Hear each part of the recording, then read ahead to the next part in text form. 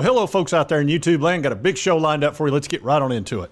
All right, folks, going to do a recruiting update. And when you're hot, you are hot. And there's some hot teams out there. My VOLS being one of them, which is nice. But there's plenty other hot teams out there, too, and we're going to talk about them.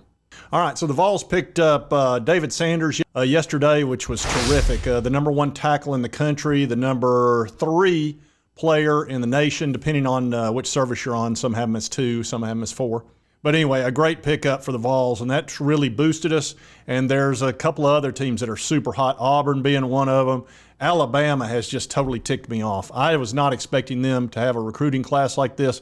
They've killed it, absolutely killed it. And that's even with Auburn taking 2 of their top 100 players. Yeah, not easy to do. Auburn Tiger fans out here jumping for joy, celebrating, throwing shit paper all through the streets as they usually do when they get a big win, because 2 of Alabama's 2025 commits decommitted from my beloved Alabama Crimson Tide. It will all come back to bite you in the ass on the playing field, on the gridiron, when you come to Tuscaloosa. And they're not happy down there either, as you can see. But anyway, let's get into the rankings and all that and talk about it a little bit more. All right, a team that has been super hot, Ohio State, they're sitting clearly at #1. I really thought that Alabama was going to take over that spot, but again, they lost a couple of players to Auburn, so they're solidly in second. If I had to guess right now, I would say it's going to be Ohio State and Alabama 1 and 2, and they might as well be 1A and 1B. Because their recruiting average is way high, almost 94, which is kind of stupid high. And that's what you got to do to be to finish on the top. So I really thought Kalen DeBoer, who didn't recruit great at Washington, yeah, I know Alabama is a much better school to recruit, but I was not expecting him to be at the very top like this right away. But he has done it, and I'm not happy about it. I'm so happy for you. Thank you. Thank you both. I owe you both a debt of gratitude. But it is what it is. They're Alabama. Ohio State is spending, I know last year they spent $20 million on NIL and keeping the players they had on their team. And we know that because they have to report that, their NIL earnings. So that's actually a legitimate number. And they're considered #1 as far as money out. And I would think there's an Oregon up there. There's probably some other teams. I'm sure Tennessee's at least in the ballpark of that, probably 12, something like that if I had to guess. So teams are getting up there pretty good money for the NIL, and you're talking about an entire team. And you've also got a lot of super seniors this year, so there's a bunch of those guys that won't be part of the team moving forward after this year because no more of the virus extra years.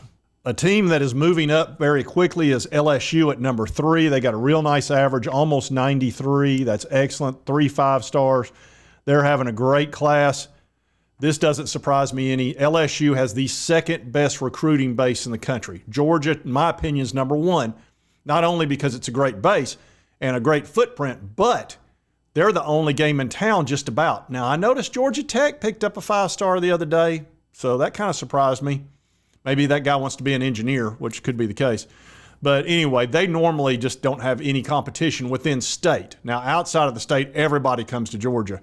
But they probably are #1 when it comes to that. Then LSU's #2. Again, a great footprint with no competition in the state. So all those kids grow up loving LSU.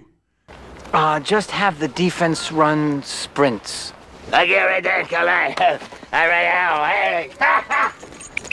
So it's hard to defeat that. You know, I went to UT and played on the golf team there because I was a huge UT fan. I wasn't going anywhere else. I'll go ahead and tell you, I could have got a scholarship offer from Florida or, well, never Florida, but Georgia went. I wasn't going. I was going to Tennessee, period. That's just the way it was. So I understand that mindset. Now, I was a 3-star at best. But anyway, that's just how people think. You grow up watching a team, and they're your team, and you want to put on that uniform. So anyway, look at #4 is Georgia. They're they're usually 1 or 2. I think they're going to finish 3rd or 4th. I don't see them defeating Ohio State or Alabama in recruiting. It's just not going to happen. But they'll finish tied for 3rd, basically. I think LSU and Georgia will be 3A and B. Then Auburn is looking fantastic at number 5. Their average is really good. It's over a 92, and they've got 279 points. That's solid, rock solid. They've come out of nowhere. I mean, they got hot and picked up a bunch of great players, and they're doing really well next year too. So look for Auburn to stay probably around 5th. Tennessee just moved up. Of course, we picked up David Sanders. That picked up our average to 91.5. We did jump Texas A&M and Notre Dame, which I expected because we were barely behind them. We picked up 10 points with that, so that's got us up there in a solid 6th place with 22 commits. Now realize we'll probably stop around 23, 24, 25 at the max because we still are dealing with the scholarship reductions from Jeremy Pruitt. So, it's hard to really stay as highly ranked when you've got like 2 less players in your class. But, we'll pick up some in the transfer portal. And then next year, we're going to 105 scholarships with the whole deal with the NCAA and all those class action lawsuits. So I don't know that scholarships are going to be much of a hindrance for teams anymore. There's going to be plenty of quality players in depth. It's just going to be a matter of how much money you've got in the NIL. And the revenue sharing, which will probably start next year too. And don't think NIL's going away. That settlement had nothing to do with NIL, and there's no way you're going to be able to stop that. The Sherman Act will make sure of it. So NIL is going to live forever, in my opinion. Texas A&M is sitting at number 7. They got a real nice average. Notre Dame, number 8. They'll probably fall back a little bit. Their average is a little bit lower. Oregon, watch out for Oregon. They have amazing average, and they got lots of money. I could easily see them jumping into the top 5 possibly. They've only got 15 commits. Miami's doing good. Oklahoma's doing pretty good. Texas, watch out for Texas. They're almost to a 92 average. And Clemson. These 2 teams right here could pop in there at the end because their average is so good. But, you're running out of great players out there to get. Michigan's doing well. It's got to be America's team. At 91.7, they're doing solid. Penn State, that average, you're not going to go much higher than that. USC, they're struggling for them. That is not good. Missouri's had a good, solid recruiting class and season. Florida State, look for them to pop in there towards the end. Of course, I know they're going to spend a ton of money in the transfer portal. That's where Florida State lives, kind of like Ole Miss. But they do recruit at Florida State too. They kind of do both, whereas Ole Miss is strictly portal. And you'll see that here in just a second. There's Georgia Tech. They're not showing that 5-star. Maybe he was a super high 4-star, but they picked up a great player last week. Rutgers, they're just up here because they got 30 commits.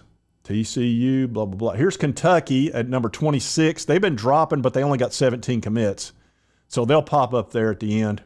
Arkansas, no. They're going to be changing coaches this year. Nebraska, Florida. Look at Florida. At least they're not under load more. The dreaded load more is where they were living, which is past number 50. You have to hit the button. But anyway, they're sitting at 90. Their average is, There's another team that's Napier is big time on the hot seat. Way more hot than you think. I've been hearing a lot of people, a lot of scuttlebutt down there that he's not going to make it through the season. We'll see. South Carolina's at number 31. There's just Beamers also on the hot seat big time. There's Ole Miss. They don't care where they rank because they're going to live in the portal. Mississippi State, they're about where they live. 36, that's not going to get it done in the SEC. And on down here, and then you got to hit load more. And there's only one other SEC club past this, and I'll take you right to them. Oh, Vanderbilt. Vandy. Now, they're getting plenty of money in the SEC. They're just so focused on scholastics that they're not that concerned about it, honestly.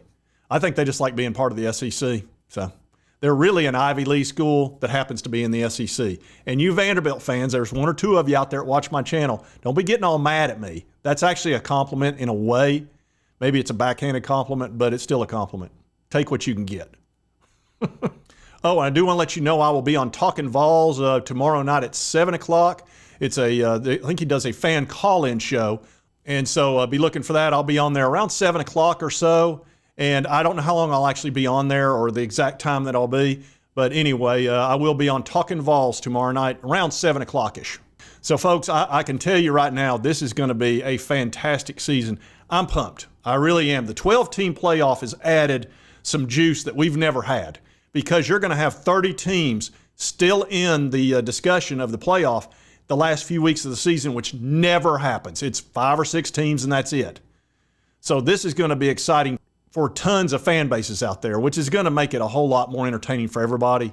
You know, college football shouldn't be about Alabama, Georgia, Ohio State, and 1 or 2 others. It should be about more than 4 teams. And now we're going to have 12. So I think it's going to be a great year. This is going to be a great year. Absolutely. And one last thing. I've been taking a lot of grief from you folks, especially since we got Sanders and we got the #1 player for 2026, which is Faison Brandon. Josh Heupel's been hot. He has really been hot. And he's not finishing runner-up anymore with this recruiting. He keeps getting the big dogs, which is great. But there's been a bunch of you out there that keep comparing him to Bobby Hill, and I want you to stop that. He does not look like Bobby Hill. Damn it, Bobby, this just ain't right. You're okay, maybe just a touch like Bobby Hill, but you don't have to keep telling me that. Anyway, if you like this content, be sure to hit that like button. Let's me know to continue to cover all these big sports stories. If you've not subscribed, boom, boom, boom, hit that little button. Won't cost you a dime. It helps me out. And right over here is the most recent video that YouTube thinks you'll enjoy based on your viewing history. And we'll see you next time on Sports Talk Jay.